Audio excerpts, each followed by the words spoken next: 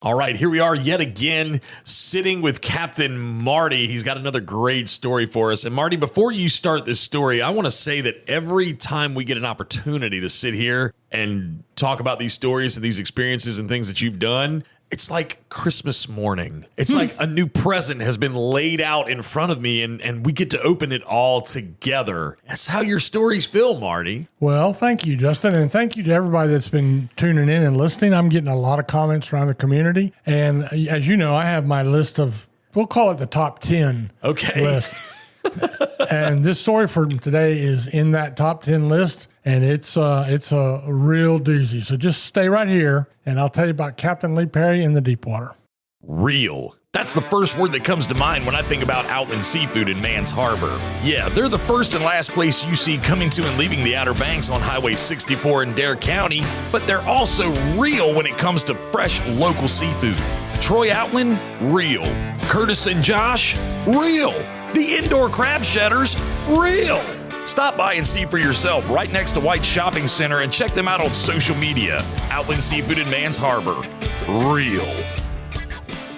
What could possibly be more fun than watching a bottlenose dolphin swim and play in the water right beside you? Hop aboard Harbor Star Dolphin Tours at Hathaway Marina and witness this remarkable animal up close. The Harbor Star is a spacious 50-foot vessel with a wide, shady canopy that runs 2-hour trips multiple times a day, including a breathtaking sunset cruise. To book your tour, go online to wanchesmarina.com and click Harbor Star Dolphin Tours. See the majestic bottlenose dolphin up close with Harbor Star Dolphin Tours.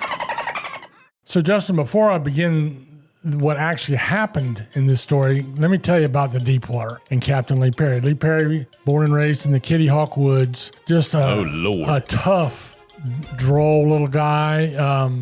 He had Coke bottle thick glasses. Okay. So when you got up close to him, his eyes looked giant, you know. he had a lisp, and I'm not making fun of that lisp, but it was part of his character. Really, really, the way he talked, it was just his and his alone. Okay. And he had the oldest boat in the fleet. Even when I first came here in the mid-'70s to Oregon Inlet, the Deepwater was the boat that new mates started on. The Deepwater was the boat that the least experienced mates found a job on, and he would go through 2 or 3 or 4 or 6 mates a year. Wow. He was really excitable, short-tempered, and you had to, but so many mates in that fleet cut their teeth on the stern of the Deepwater. So that's the important part of the story. Okay. And at the same time this story happened, which had been in the late 70s, there was a new mechanic in our area. And many folks will know Jeff Hathaway from Hathaway Marine. It's very Jeff Hathaway, my gosh. Was still at this time working for Western Branch Diesel. And he had moved down here. Instead of commuting down here to do diesel work, he moved down here. And Lee Perry had a major repair he needed to do on the Deepwater, and he waited till the dead of winter when fishing season was over to do it. Now, he had a beautiful home in the Kitty Hawk Woods that I'd been to many times, just an old estate, and it was on Kitty Hawk Bay, and a creek ran up into, he had a dock, and always a big gardener. I could go on and on. But he took the boat up there, so it'd be right in front of his house for this repair that was going to take a few days. This young mechanic, Jeff, didn't know anything about Lee Perry. A couple people said, you better make sure you have everything right because he's got a short fuse. And Jeff was really nervous. Rookie. He was only like his first year as a mechanic. Right. So the Deepwater was a big northeaster going on. The Deepwater was at that dock. You know what happens in Kitty Hawk Bay with the northeaster? All the water blows out. I was going to say, it goes out. And the tide goes down.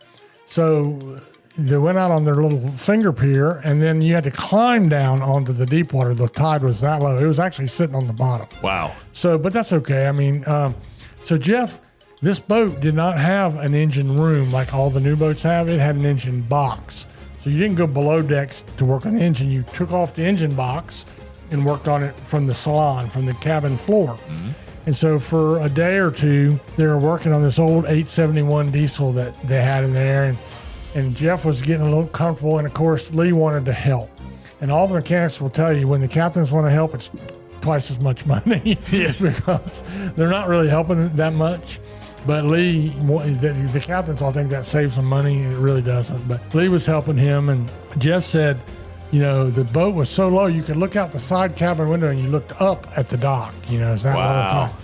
Anyway, while they were reaching in around this old motor, had rusty clamps and things, hose clamps and stuff like that, Lee gashed himself in the crook of his elbow on an old rusty C-clamp or an old rusty hose clamp, and gashed himself.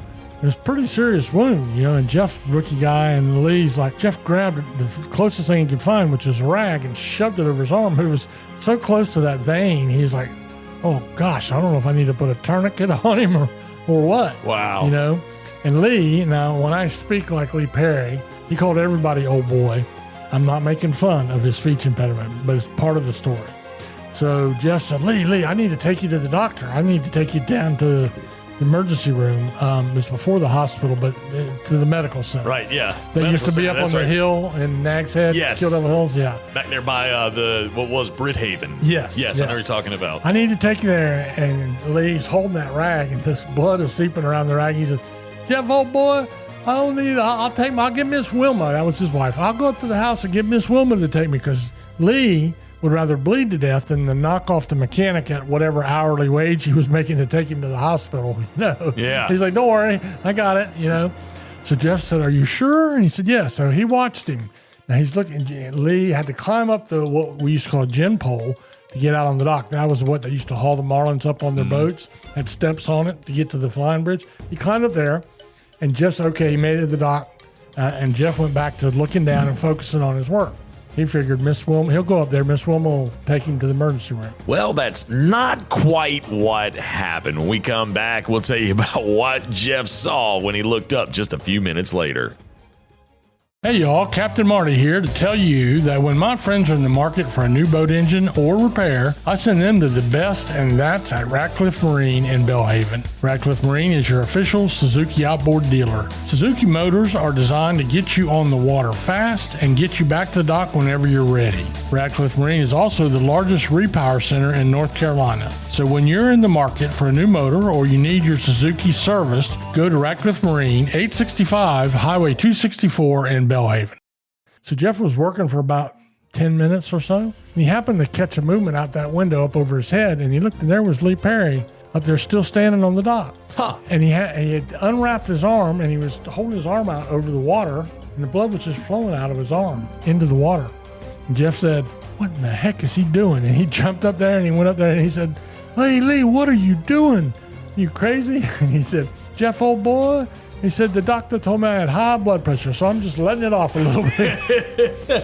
So he was up on the dock bleeding himself like they did in the old days. Oh, my Lord, yeah. And he was still thinking old days. And he's like, and then he wrapped it back up and put some duct tape around it. And he said, I feel better now.